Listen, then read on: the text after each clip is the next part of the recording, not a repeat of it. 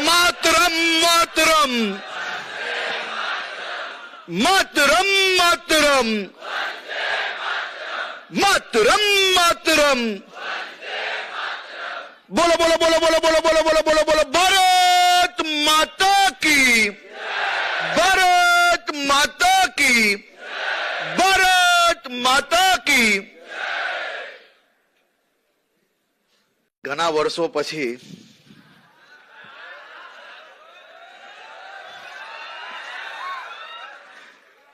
आज मन में आनंद थाय छे।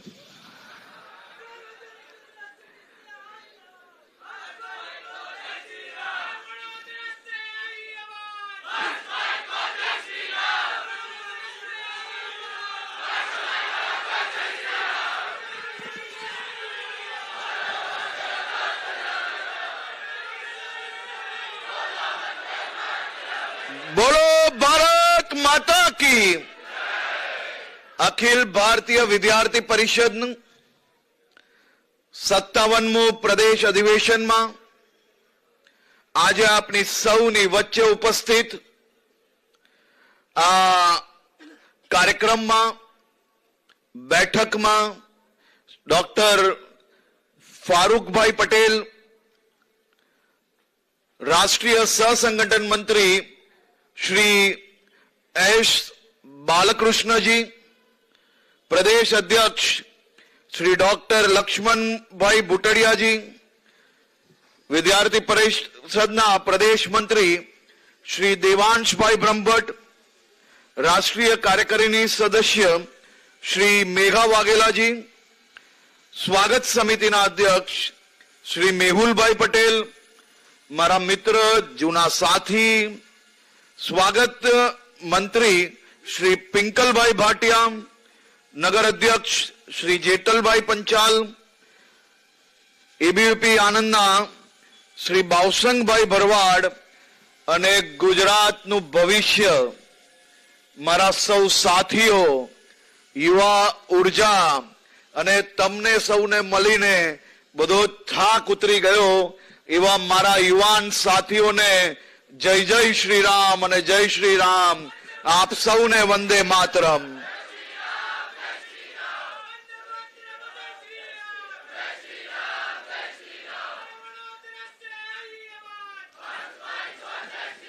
आ ऊर्जा આપણે 3 દિવસ સુધી ટકાવવાની છે। ટકાવવાની કે નથી ટકાવવાની? ખોટી વાત। 3 દિવસ નહીં, આજ જીવન આજ ઊર્જા જોડે કામ કરવાનું।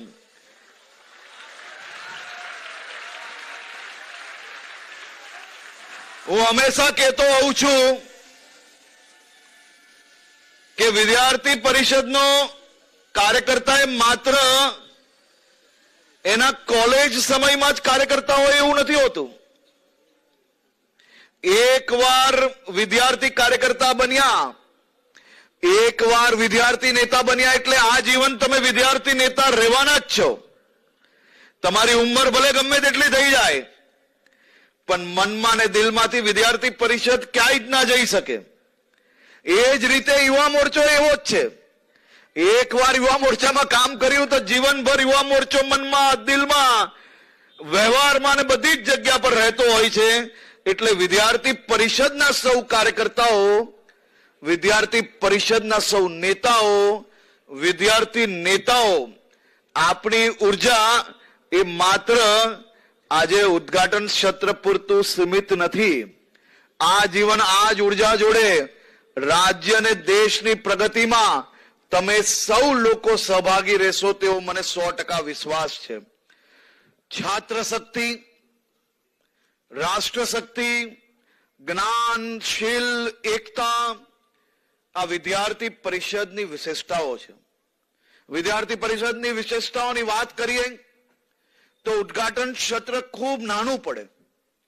ઉદ્ઘાટન સત્ર જોડે જોડે 3 દિવસની તમારું અધિવેશનના બધા જ સત્રમાં એક એક વિશેષતાઓની વાત કરીએ ને તો એ 3 દિવસના અધિવેશનમાં વિદ્યાર્થી પરિષદની વિશેષતાઓની વાત આપણે ના કરી શકીએ। તેવા વિદ્યાર્થી પરિષદના સૌ કાર્યકર્તાઓને હું આજે અભિનંદન આપું છું। આનંદની આ પાવન વિદ્યાનગરીમાં જેમ ફારૂકભાઈએ કહ્યું, મારી પહેલાના વક્તાઓએ કહ્યું, આ ધરતીમાં એક અલગ જ ખમીરતા છે. આ ધરતી એ વિશેષ ધરતી છે. આ ધરતી આ દેશને, આ રાજ્યને કેટલું આપ્યું છે તેનો અંદાજો આપ સૌ લોકોને ખૂબ સારી રીતે છે.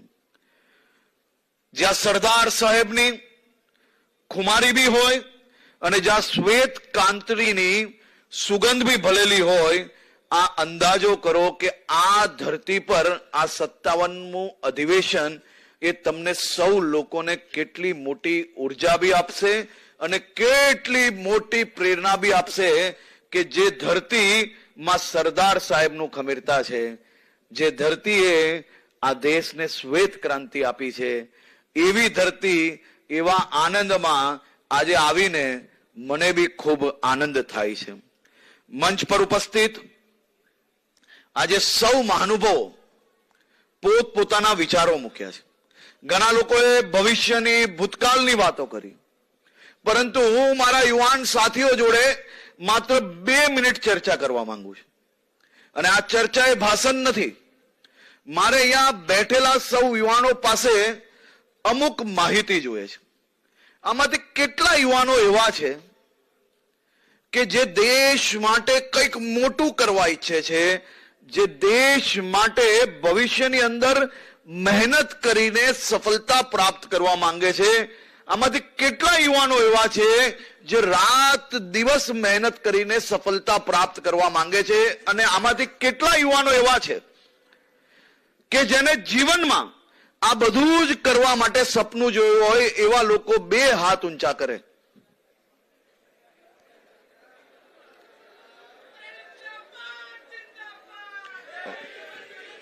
વટ પાડી લીધો તમે તો બધાએ. અને આમાંથી હવે મૂકેલો હાથ નીચે. આમાંથી કેટલા યુવાનો એવા છે કે આ બધું જ કરવા માટે દરરોજ સપના જોઈ છે? હાથ ઊંચા કરો તો ખબર પડે.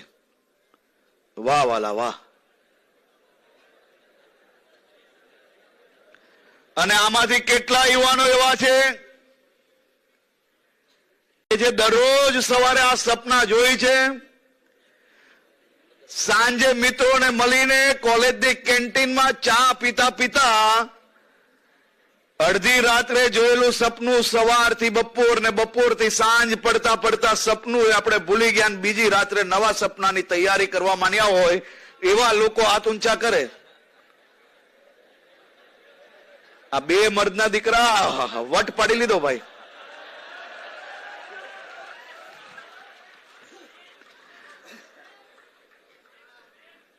મારા યુવાન સાથીઓ,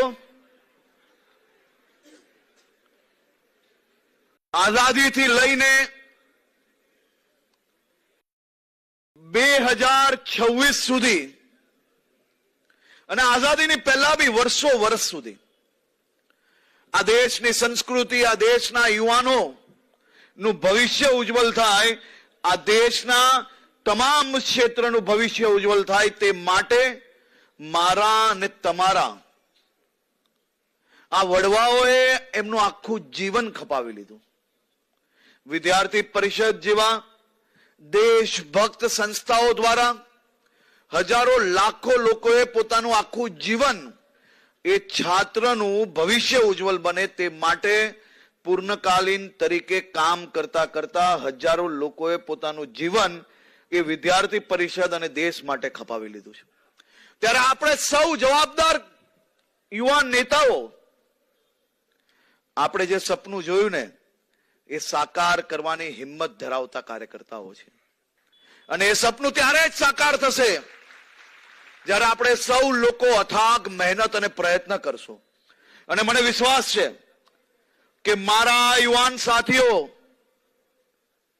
જે દેશના હિતમાં, રાજ્યના હિતમાં, છાત્રોના હિતમાં આ યુવાન કાળની અંદર જ્યારે મિત્રો એકબીજા જોડે શનિ રવિએ ફરવા જતા હોય ત્યારે તમે સૌ લોકો એ શનિ રવિનો ઉપયોગ કરીને રાષ્ટ્રભક્તિમાં જ્યારે વાપરતા હો, એવા યુવાન મિત્રોને મારે આજે અપીલ છે કે આ સપનું જોયું છે ને સાકાર બી કરવાનું છે આપણે સૌએ, અને સપનું 100% સાકાર થશે.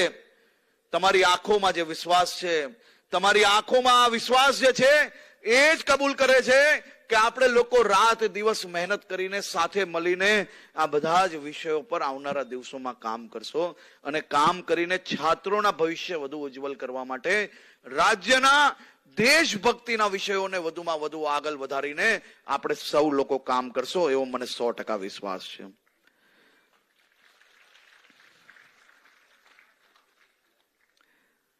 મારા મિત્રએ કહ્યું કે ઘટમાં ઘોડા થનગને, બધાએ તાલીઓ બી વગાડેલી હતી કે ઘટમાં ઘોડા થનગને આતમ વિંજે પાંખ, અનદિથેલી ભૂમ પર યૌવન માંડે આંખ. તમારા હૃદયમાં કઈક કરી છૂટવાનો જે થનગાટ છે ને, એનો મતલબ છે ઘટમાં ઘોડા થનગને. તમારી આત્મા જે ઊંચી ઉડાન ભરવા માંગે છે ને, એનો મતલબ છે આતમ વિંજે પાંખ. અને દુનિયાએ હજી જે સિદ્ધિઓ જોઈ નથી ત્યાં તમે પહોંચવા માંગો છો ને, એને કહેવાય અનદિથેલી ભોમ. તમારામાં રહેલા આ અદમ્ય સાહસ અને તરવરાટ એ ભારતની સાચી મૂડી છે.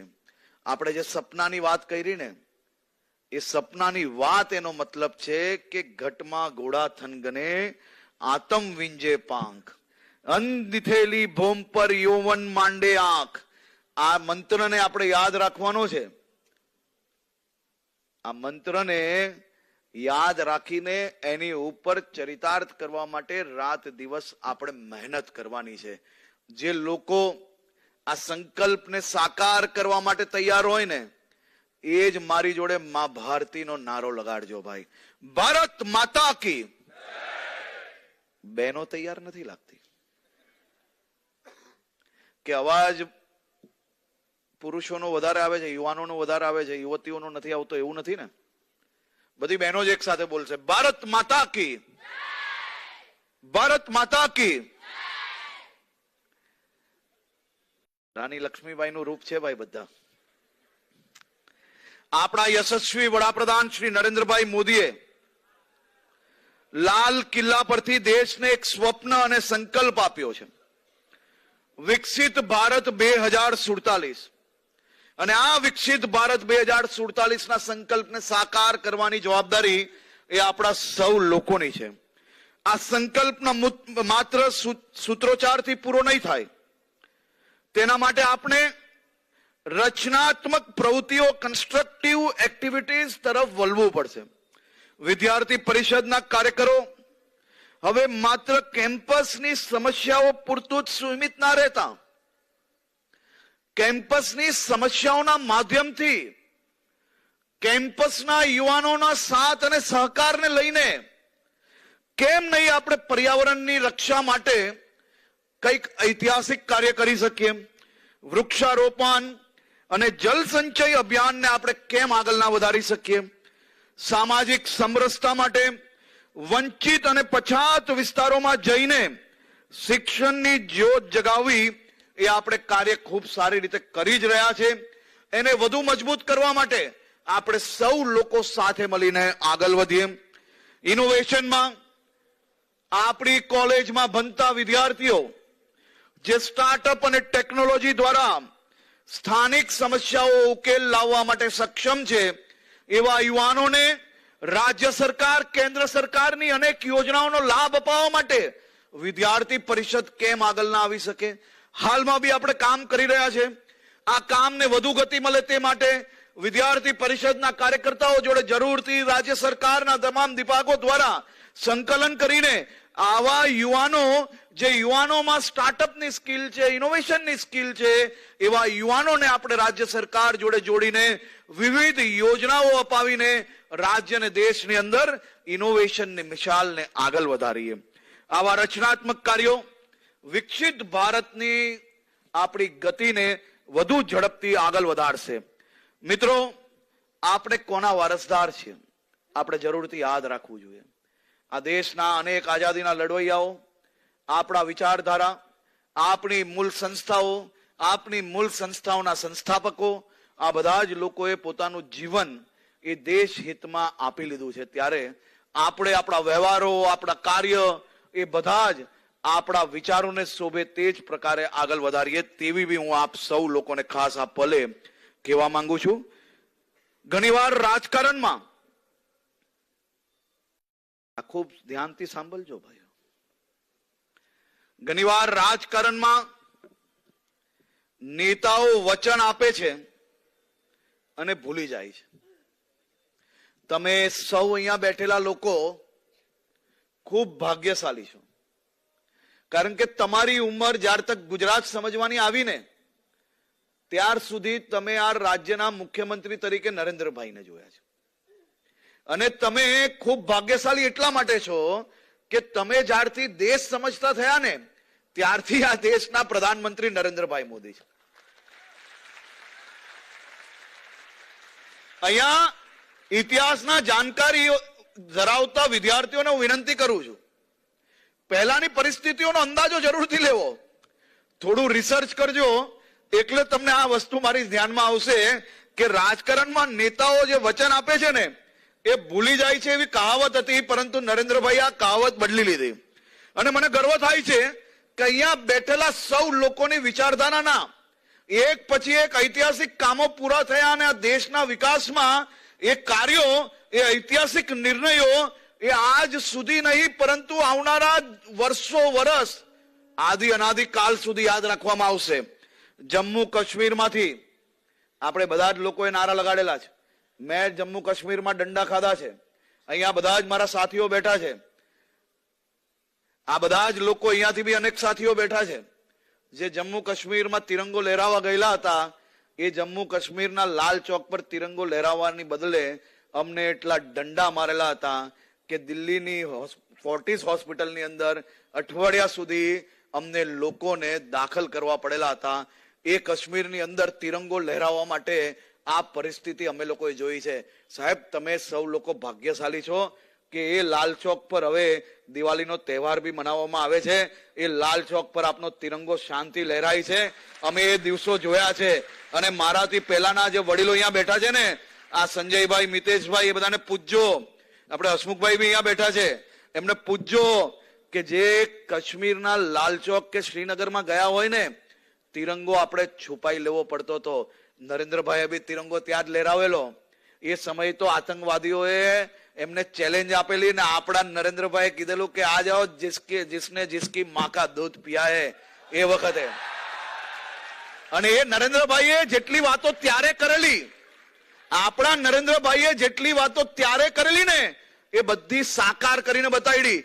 આ દિવાળીમાં તમે બધા સોશિયલ મીડિયા પર બહુ વિડીયો જોતા હશો, પણ કોઈ આ વિડીયો જોઈ લો કે નહીં? દિવાળીનો શ્રીનગરનો લાલ ચોકમાં જે દીવાઓ થયા, લાઇટિંગો થઈ અને દીપાવલીની શુભકામનાઓના બેનર લાગ્યા, આવા વિડીયો જોયેલા બધા કે નહીં? એ લાલ ચોક પર તિરંગો લહેરાતા જોયો કે નહીં તમે સૌએ? વટ પડે કે નહીં? આપણી વિચારધારાને કોઈ વ્યક્તિ લાગુ પાડે તો એ વ્યક્તિને આપણે અભિનંદન ને આભાર માનવો પડે કે ના માનવો પડે? આખું દેશ કાશ્મીરથી લઈને કન્યાકુમારી સુધી માને છે. અને આજે મારા જેવા ભારતીય જનતા પાર્ટીના એક કાર્યકર્તાને ગર્વ છે કે અમે એક એવા નેતા જોડે અમને કામ કરવાનો અવસર મળ્યો કે જેને વર્ષો વર્ષથી આપણે વિચારેલા કેટલાય કામો હતા, એક પછી એક કાશ્મીરથી લઈને કન્યાકુમારી સુધી બધા જ નિર્ણયો લઈને આપણે લોકોને ગર્વ અપાવ્યું. આપણે કહ્યું હતું કે કલમ 370 હટાવીશો. લોકો કહેતા હતા કે લોહીની નદીઓ વહેશે, પણ મોદીજી અને અમિતભાઈની દ્રઢ ઈચ્છા શક્તિથી કાશ્મીરમાંથી 370 કાયમ માટે ઇતિહાસ બની ગઈ. અને આજે કાશ્મીરના યુવાનો પથ્થરને બદલે લેપટોપ પકડી રહ્યા છે. આપણી સૌની वो कश्मीर हमारा है. सारे का सहारा है। જે અહીંયા બેઠેલા કેટલા લોકો રામ મંદિર જઈ આવ્યા? વારે વાહ. રામ મંદિર તમે કદાચ ઘરે જઈને આપણા વડવાઓને પૂછજો, અનેક અનેક લોકોએ ઘર ઘરમાં બાધાઓ રાખેલી કે અયોધ્યામાં ભગવાન રામ લલ્લાનું મંદિર બનશે, હું મારા પરિવાર જોડે ભગવાન રામ લલ્લાના દર્શન માટે જઈશ, મારા પરિવાર માટે સૌ મનોકામનાઓ માંગીશ, મારા વડીલ માતા પિતા દાદા દાદી આ બધાને જ લઈને જઈશ. આ બધી જ મનોકામનાઓ નરેન્દ્રભાઈએ પૂરી કરી, રામ મંદિર બન્યું અને આપણે સૌ લોકો આજે આપણે આપણા માતા પિતા વડીલ બા બાપુજી આ બધાની મનોકામનાઓ પૂરી કરી શકીએ છીએ. તે માટે હું નરેન્દ્રભાઈનો આભાર માનું છું. મુસ્લિમ બહેનોને ન્યાય અપાવવા માટે ટ્રિપલ તલાક નાબૂદ કર્યો, શરણાર્થી હિન્દુ ભાઈ બહેનોને નાગરિકતા આપવા માટે CAA લાવ્યા. આ તમામ વચનો પૂર્ણ કર્યા. હવે આપનું લક્ષ્ય છે વિકસિત ભારત, એક ભારત શ્રેષ્ઠ ભારત અને આત્મનિર્ભર ભારત. અને આ લક્ષ્ય પૂરું કરવાની જવાબદારી એ મારી સામે બેઠેલા મારા સૌ યુવાન સાથીઓની છે. આગામી સપ્તાહ 12મી જાન્યુઆરીએ આપણે સ્વામી વિવેકાનંદની જયંતિ ઉજવવાના છે, જેને આપણે રાષ્ટ્રીય યુવા દિવસ કહીએ છીએ. સ્વામીજી કહેતા હતા કે ઉઠો, જાગો અને ધ્યેય પ્રાપ્તિ સુધી મંડ્યા રહો. તેમને કહ્યું હતું કે મને 100 નચિકેતા એટલે કે સમર્પિત યુવાનો આપો, હું ભારતનું ભાગ્ય બદલી નાખીશ. આજે સ્વામીજી ભલે આપણી વચ્ચે નથી, પણ તેમના વિચારો અમર છે. આજના ડિજિટલ યુગમાં જ્યારે દુનિયા આપની સામે જોઈ રહી છે, ત્યારે સ્વામીજીનો બી ફિયરલેસ, નિર્ભય બનો નો સંદેશ તમારા જીવન મંત્ર બનાવો. તમે નોકરી માંગનારા નહીં, પણ નોકરી આપનાર, જોબ સિકર્સ નહીં, જોબ ક્રિએટર્સ બનો, તેવી હું શુભકામનાઓ આપું છું. મિત્ર, ગૌરવ લેજો કે આજે આપણે એક એવી સંસ્થાના સભ્ય છે કે જે સંસ્થા દ્વારા હંમેશા દેશ હિતમાં જ કાર્ય કર્યું છે. જે સંસ્થા દ્વારા નિર્ભય બનીને એક એક યુવાન કાર્યકર્તાઓએ ક્યારે કોઈ બી પ્રકારના ડર વગર સાચો અવાજ ઉઠાવીને આ દેશના કરોડો છાત્રોને ન્યાય અપાવવાનું કામ કર્યું છે. એવા મારા વિદ્યાર્થી પરિષદના સૌ સાથીઓને હું 57માં અધિવેશનની શુભકામનાઓ આપવાની સાથે સાથે મારી એક મહત્વની મદદ માંગવા માટે હું આપ સૌ પાસે આવ્યો છું. મિત્રો, ગુજરાત પોલીસ ડ્રગ્સના દૂષણની સામે અભિયાન નહીં પરંતુ જંગ લડી રહી છે.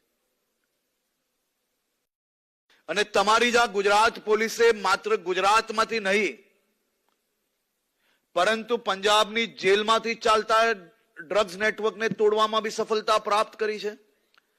બંગાળના પોર્ટ પરથી બી ડ્રગ્સ પકડવામાં સફળતા પ્રાપ્ત કરી છે. મધ્યપ્રદેશ, રાજસ્થાન, મહારાષ્ટ્ર, દિલ્હી, ઉત્તર પ્રદેશ, ઉત્તરાખંડ આવા અલગ અલગ રાજ્યની પોલીસો જોડે મળીને બી ત્યાંથી ડ્રગ્સ પકડવાની કામગીરી કરી છે. પોલીસ એ ભારત પાકિસ્તાનના દરિયાઈ કિનારાઓ પરથી બી ડ્રગ્સ પકડવાની ખૂબ મોટી સફળતાઓ પ્રાપ્ત કરી છે. પરંતુ હવે આપણી જંગ એ ગુજરાતની કોઈ બી કોલેજોમાં ડ્રગ્સ ના વેચાય, કોઈ બી તમારા યુવાન સાથીઓ ડ્રગ્સના રવાડે ના ચડે, તે માટે હું આપ સૌ પાસેથી એક મદદ માંગવા આવ્યો છું. આ રાજ્યના હિતમાં હું આપ સૌ પાસેથી એક અપેક્ષા રાખું છું કે તમે સૌ લોકો પોલીસની મદદે આગળ આવો. હું તમને વચન આપું છું કે તમારા યુવાન મિત્રો જે કોલેજની અંદર કોઈ બી પ્રકારે અગર ડ્રગ્સના રવાડે ચડ્યા હશે, હું એક બી ઉપર ડ્રગ્સનો કેસ નહીં થવા લઉં, પરંતુ હું એમના જીવન બદલવા માટે આપ સૌની મદદ માંગવા આવ્યો છું. અમે માત્ર ને માત્ર એની પાસેથી એટલી જ માહિતી લેવા માંગીએ છીએ કે ડ્રગ્સ ક્યાંથી લાવ્યો અને ડ્રગ્સ વેચનારને પકડીને 100% જેલ હવાલે બંધ કરવું એ મારી જવાબદારી છે.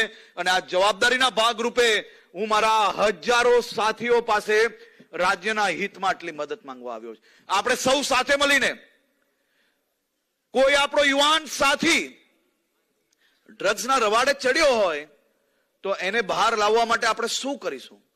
આપણે એને 75 દિવસ સુધી અલગ અલગ માધ્યમથી ડોક્ટરો સાથે રાખીને ડ્રગ્સમાંથી તો મુક્તિ અપાવશો જ, પરંતુ એને જે લોકોએ ડ્રગ્સના દૂષણમાં નાખ્યો હોય એવા એક લોકોને સીધી ચાલ નહીં ચાલવા લઉં ને, એ વચન આપવા આવ્યો છું.